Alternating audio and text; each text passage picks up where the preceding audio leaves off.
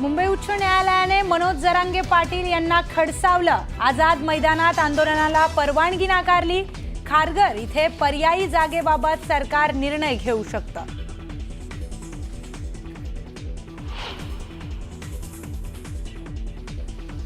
नियमाला धरून कायद्याच्या सगळ्या नियमात राहून आम्ही आमरण उपोषण 29 ऑगस्टला सकाळी 10 वाजता आझाद मैदानावरती करणार आहे। कोर्टाच्या मनाईनंतरही मनोज जरांगे पाटील मुंबईला जाण्यावर ठाम। सरकारनं आडमुठेपणा करू नये, जरांगेंचा इशारा।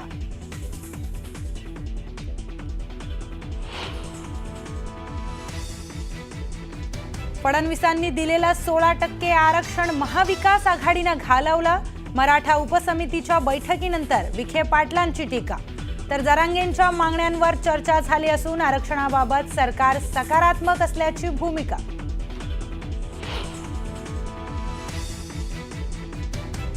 नव्यानं स्थापन झालेल्या मराठा आरक्षण उपसमितीची पहिली बैठक। जरांगेंच्या आंदोलनाच्या पार्श्वभूमीवर थोड्याच वेळात मंत्रालयामध्ये राधाकृष्ण विखे पाटलांच्या उपस्थितीत ही बैठक।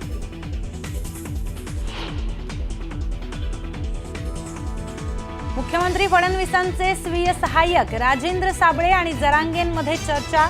गणपतीमुळे आंदोलन पुढे ढकलण्याची साबळेंकडून विनंती।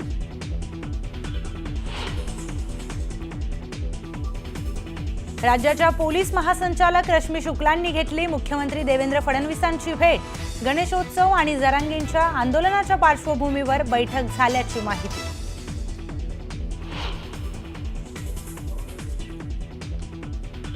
आंदोलनाच्या माध्यमातून दंगल घडवणं हा जरांगेंचा उद्देश।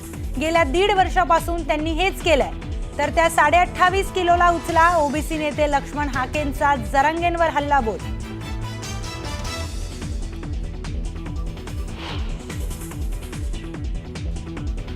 केंद्रीय गृहमंत्री अमित शहा 29 आणि 30 तारखेला मुंबई दौऱ्यावर। मुंबईतील लालबागचा राजा आणि इतर गणपतींचं घेणार दर्शन।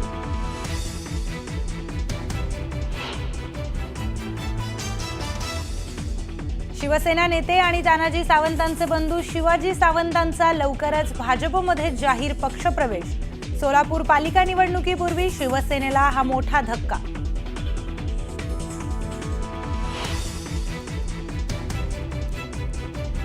कळंब तालुक्यातील मोहा गावात गावकरी आणि पारधी समाजामध्ये वाद। दगडफेक आणि तुफान हाणामारीमध्ये 5 पोलीस कर्मचाऱ्यासह 5 गावकरीही गंभीर जखमी।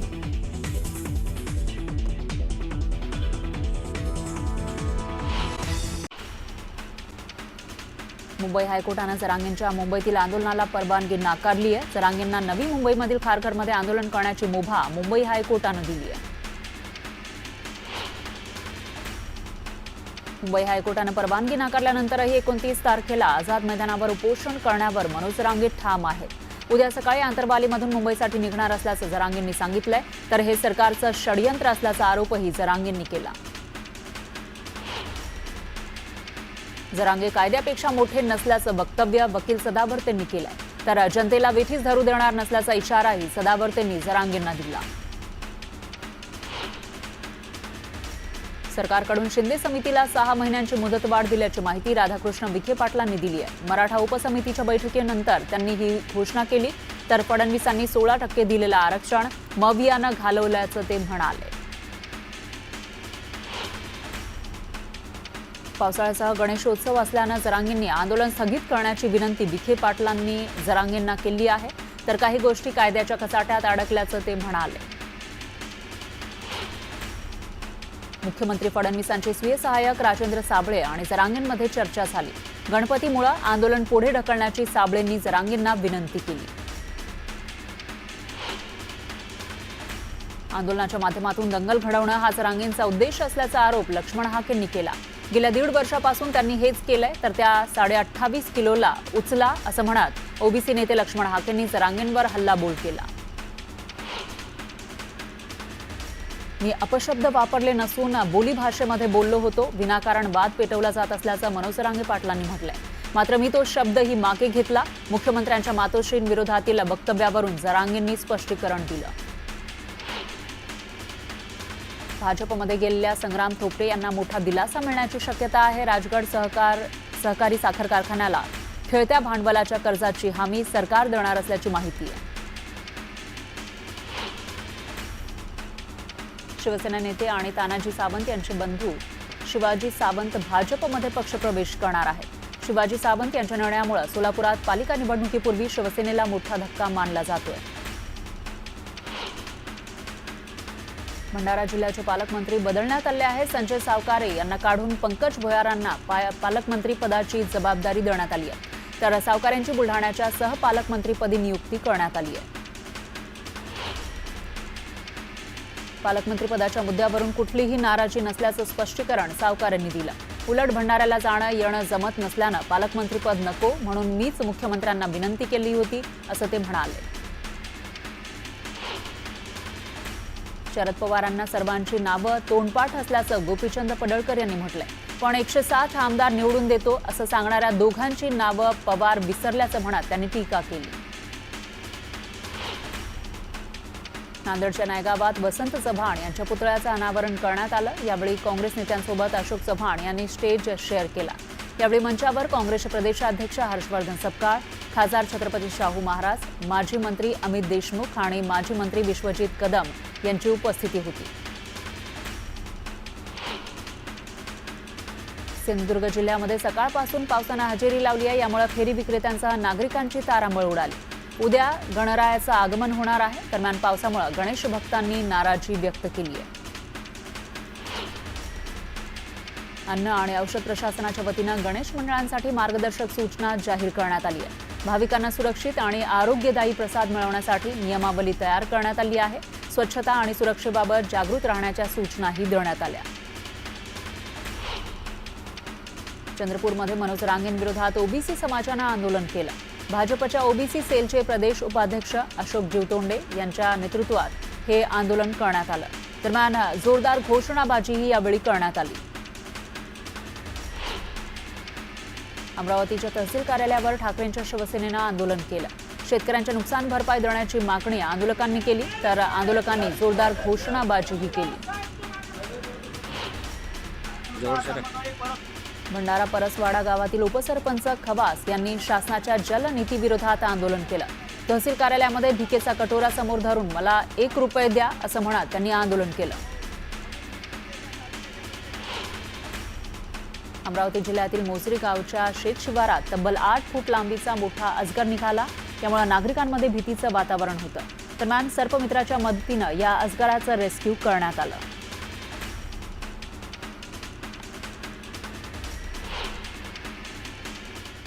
यानंतर पाहूयात पुढची बातमी. गणेशोत्सव पर्यावरणपूरक पद्धतीनं साजरा करण्यासाठी येवल्याच्या वडगाव इथं एका गोशाळेत गीर गाईच्या शेणापासून श्री गणेशाची मूर्ती साकारली जाते. या उपक्रमामुळे पर्यावरणाचा होणारा ऱ्हास टाळता येण्यास मदत होतीये. याशिवाय मूर्ती तयार करण्याच्या निमित्तानं ग्रामीण भागातील अनेक महिलांना रोजगारही मिळतोय. मी आता अशा ठिकाणी आलोय का ज्या ठिकाणी गीर गाईच्या शेण आणि गोमूत्रापासून फक्त गणरायाची मूर्तीच नव्हे तर इतर वस्तू देखील तयार केले जातात. आपण बघू शकतात का हा मोठा एक कार्यशाळा आहे. जवळपास 350 इथे गिरगाई आहे आणि गिरगाईचा जो शेण असतो किंवा गोमूत्र असतो त्याच्यापासून हे गणरायाच्या मूर्ती आणि इतर वस्तू तयार केले जातात आहे. काय उद्देश होता, किती गिरगाई आहे आणि त्याच्या फक्त गणरायाचीच मूर्ती तयार केली जाते का आणि आणखी काय काय इतर वस्तू तयार केले जातात, किती लोकांना रोजगार देण्यात आलेला आहे, गणरायाच्या मूर्तीसोबत इतर वस्तू कुठे विकल्या जातात हे जाणून घेऊया. माझ्यासोबत बोलण्यासाठी ताई आहेत आणि इतर जे कारागीर आहेत ते पण आहे. ताई, किती गाई आहे तुमच्याकडे आणि त्या कशामुळे तुम्हाला हे सुचलंय का? आमच्याकडे 350 गीर गाई आहेत. साधारण 6 ते 7 वर्ष झाली या गौशाळेची स्थापना झाली आणि जसं जसं या शेणाचं म्हणजे वेस्ट निघत होतं तर आम्हाला वाटलं की तसंही PUP जे गणपती आपण बाजारात बघतो ते खूप पर्यावरणाला हानिकारक आहे. तर मग आमच्या डोक्यात हे उपक्रम असा म्हणजे आम्हाला आठवलं की आपण या शेणापासून, गाईच्या शेणापासून आपण गणपती व इतर प्रोडक्ट्सही तयार करू शकतो जे पर्यावरणाला पण म्हणजे उपयोगी आहे. इतर वस्तू ज्या तयार केले जातात तर याला बाजारपेठ आहेत का? कुठे कुठे मागणी असते? याला राज्यामधून बरीच मागणी आहे, राज्याच्या बाहेर बी मागणी आहे. जशी पुणे, मुंबई, धुळे, नंदुरबार, संभाजीनगर यवतमाळ, अमरावती म्हणजे नाशिक सुद्धा आपलं भरपूर याला मागणी आहे. आमच्या जवळपास वर्षापासून हे काम चालू आहे. इथे आम्हाला योग्य प्रमाणात रोजगार मिळतो, म्हणजे आमच्या ज्या घरच्या सुविधा आहेत त्या योग्य प्रमाणात भागतात. इथे आम्ही 30 ते 40 महिला काम करतो. आता या गीड गाईचा जो खर्च आहे तो अफाट आहे, मोठा पैसा लागतो, कारण 400 गायी सांभाळणं काही सोपं नाहीये. त्याच्यामुळे आता राज्यभरातील नव्हे तर देशभरातील नागरिकांनी गोमातेचं सेवा करण्यासाठी या ठिकाणी येऊन जर गणरायाची मूर्ती घेतली किंवा इतर वस्तू घेतले तर त्यांच्याकडून गोमातेची सेवा पण होईल आणि त्यांचं संगोपन चांगल्या पद्धतीने करता येईल. बबू शेख, न्यूज 18 लोकमत, येवला. गणेशोत्सवाला अवघा एक दिवस उरलेला आहे. गणेश भक्तांची गणपतीच्या सजावटीचे साहित्य घेण्यासाठी बाजारात मोठी गर्दी होतीये. दादर मार्केटमध्ये गणपतीसाठी विविध आकर्षक असे मखर तोरणं पाहायला मिळत आहेत. विद्युत रोषणाई असलेले मखर ग्राहकांचे विशेष आकर्षण ठरत आहे. हेच खरेदी करण्यासाठी मोठ्या प्रमाणामध्ये ग्राहकांकडून गर्दी केली जातीये. हे आपलं 1995 पासून आहे. हे आपलं 30वं वर्ष आहे. गणपतीच्या मकरांचं एक्झिबिशन आपलं इथे लागतं आणि आपल्याकडे वैशिष्ट्य आहे की आपल्याकडे मोराचा मकर आहे, आपल्याकडे वॉटरफॉल आहे आणि तो पण 4.5 फूट 4 फूट म्हणजे त्याच्यामध्ये 3-3.5 फूटची मूर्ती बसेल एवढा मकर मोठा आहे. आम्ही मखर खरेदी करण्यासाठी आलोय. आम्ही बोईसरवरून आलेलो आहे, तिकडे लांबून. एक्साइटमेंट खूप जास्त आहे. गणपती बाप्पांची आज आगमन होणार आहे, त्यासाठी एक्साइटमेंट खूपच आहे आणि गर्दी बघून तर अजूनच जास्त बरं वाटतंय, कारण खूप नवीन नवीन गोष्टी बघायला भेटत आहेत आणि खूप जास्त बरं वाटतं की गणपती बाप्पा आता काही दिवसात आपल्या घरी आगमन होणार. तर सोलापुरातही गणेशोत्सवाची लगबग पाहायला मिळते. गणेशोत्सवासाठी बाजारपेठा सजल्यात. टिळक चौक, नवी पेठ, 7 रस्ता, छत्रपती शिवाजी महाराज चौक परिसरामध्ये भाविकांची खरेदीसाठी गर्दी होतीये. घरगुती आणि सार्वजनिक मंडळांच्या मंडपासाठी रंगीबेरंगी लाईट्स, सजावटीची झाडं, कृत्रिम फुलं, पेपर डेकोरेशन इत्यादी वस्तूंना चांगली मागणी आहे. जिल्ह्यात जवळपास 5.5 लाख घरगुती गणरायाचं आगमन होणार आहे. अवघ्या 3 दिवसांवर येऊन ठेपलेला गणेश उत्सव राज्यात लगबग सुरू झालेली आहे आणि आपण सध्या सोलापूर शहराचा विचार करायला गेलो तर सोलापूर शहरात सध्या जे गणेश उत्सवानिमित्ताने जे खरेदी करण्यासाठी या ठिकाणी सोलापूरकर एकत्र आल्याचे चित्र आपल्याला या ठिकाणी पाहायला मिळत आहे. शहरात सह जिल्ह्यातील गणेश उत्सवाची लगबग आहे ती मोठ्या प्रमाणावर सुरू झालेली आहे. बाजारपेठामध्ये उत्साही वातावरण निर्माण आपल्याला या ठिकाणी दिसत आहे. गणेश मूर्तीच्या जे स्थापनेचे साहित्य असते ते खरेदी करण्यासाठी या ठिकाणी मोठ्या प्रमाणावर महिला वर्ग असेल किंवा पुरुष वर्ग असेल या ठिकाणी आपल्याला दिसून येत आहे. असं असलं तरी पर्यावरणपूरक मूर्तींना विशेष सोलापूर शहरात मागणी असल्याचं चित्र आपल्याला दिसत आहे. घरगुती असेल किंवा सार्वजनिक मंडळाच्या मंडपासाठी रंगबिरंगी लाईट्स असतील, सजावटीचे झाडे असतील, कृत्रिम फुले असतील किंवा पेपर डेकोरेशन असेल, थर्मोकॉल किंवा प्लॅस्टिकच्या वस्तूंना या ठिकाणी चांगली मागणी दिसते आपल्याला या ठिकाणी दिसत आहे. प्रीतम पंडित, न्यूज 18 लोकमत, सोलापूर. त्यानंतर घेऊयात एक छोटासा ब्रेक.